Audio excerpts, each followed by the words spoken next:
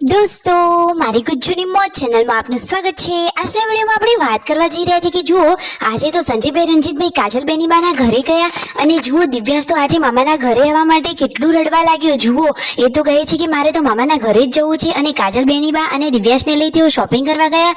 કાજલબેની બાએ ભાઈઓ માટે કેવી રસોઈ બનાવી। જુઓ, બેની બા તો સરસ મજાની રસોઈ બનાવી રહ્યા છે।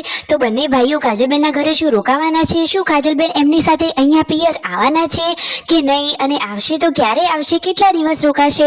અને દિવ્યાંશ ભાણાભાઈ તો મામાના ઘરે આવવા માટે રીસાઈને કેટલું રડવા લાગ્યા। તમે વિડીયોમાં જુઓ તો ખરા।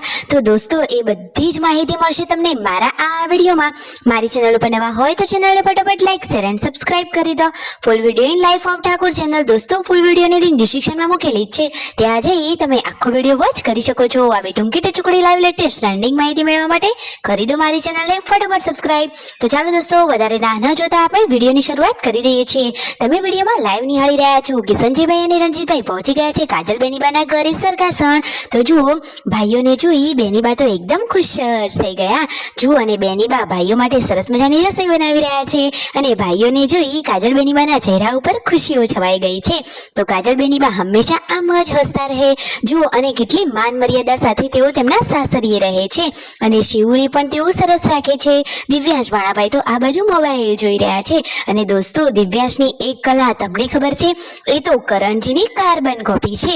જુઓ, એને પણ આ ઢોલ વાજિંત્રા બધું વગાડતા જોરદાર આવડે છે।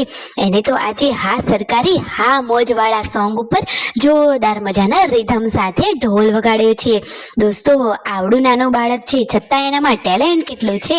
અરે જુઓ તો ખરા, આ તો લોહીના ગુણ બોલી રહ્યા છે। કરણજીને પણ આવા બધામાં જોરદાર શોખ હતો, તો તેમના દીકરા લાડકા એવા દિવ્યાંશમાં આવા ગુણો કેમ ના આવે? તમે જુઓ તો ખરા, દિવ્યાંશ ભાણાભાઈ તો ઢોલ વગાડી રહ્યા છે અને પાછળ એમની લાડકી બહેન શિવુ ડાન્સ કરી રહી છે। તો દોસ્તો, દિવ્યાંશ ભાણાભાઈનું આ ટેલેન્ટ તમને કેવું લાગ્યું? એનું આ ટેલેન્ટ જોઈ બંને મામા તો એકદમ ખુશ થઈ ગયા અને કાજલબેની બા તેમના ભાઈઓ સાથે બેસી અહીંયા વાતોચીતો કરી રહ્યા છે।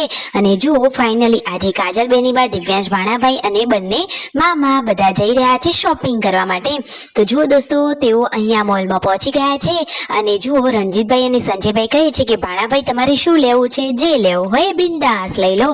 તો કાજલબેની બા અને દિવ્યાંશ કોઈ પણ રમકડાની વસ્તુ ચૂઝ કરી રહ્યા છે, પરંતુ દિવ્યાંશ ભાણાભાઈ તો કહે છે કે મારે તો ઘડીએ ઘડીએ મન બદલાય છે। ઘડીક વારમાં એમને થાર ગાડી લેવી છે, કંઈક બીજું રમકડું લેવું છે, હજુ એમને નક્કી જ કર્યું નથી કે એમને કેવું રમકડું લેવું। કાજલબેની બા કહે છે કે અમારી દિવ્યાંશને તો ઘડીએ ઘડીએ મન બદલાશે, હજુ એને નક્કી નથી કર્યું, નક્કી કરશે પછી તેઓ રમકડું લઈ લેશે। અને ઘરે બચ્ચા પાર્ટી માટે ફૂલ રેકેટ લીધું। તો દિવ્યાંશ હવે જાતે જ ખુદ જ એની ચોઈસ માટે અહીંયા રમકડા લેવા આવી ગયો છે। જુઓ, હાલ તો તેને રમકડા લેવાનું રદ રાખ્યું છે, પછી તેઓ બીજી જગ્યાએ પહોંચી ગયા। ત્યાં મિતાંશ માટે આ સરસ મજાની પાણીની બોટલ લીધી અને કાજલબેની બા, સંજયભાઈ મિતાંશ માટે આ ઘોડીઓ પસંદ કરી રહ્યા છે। જુઓ, આજે તો બેની બા પણ ઘણા દિવસ પછી ભાઈઓ સાથે આ ખરીદી એટલે કે શોપિંગ કરવા માટે આવ્યા છે। દોસ્તો, તેઓ પણ આ રીતે બહાર હરે ફરે તો એમનું મન પણ હળવું થાય અને કાજલબેની બા હંમેશા માન મર્યાદા સાથે રહે છે।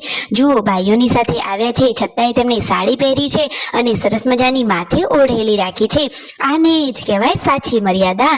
તમને કાજલબેનની આ મર્યાદા સાચી લાગી કે નહીં? મેં જે કહ્યું કાજલબેન વિશે એ સાચું છે કે નહીં? અને જુઓ, પિયરથી પાર્વતી ભાભી, શિલ્પા ભાભી બધા લોકો વિડીયો કોલમાં છે, તો એમને જોઈ કાજલબેની બા ખુશ થયા અને તેમની સાથે બે ઘડીક વાતો પણ કરી।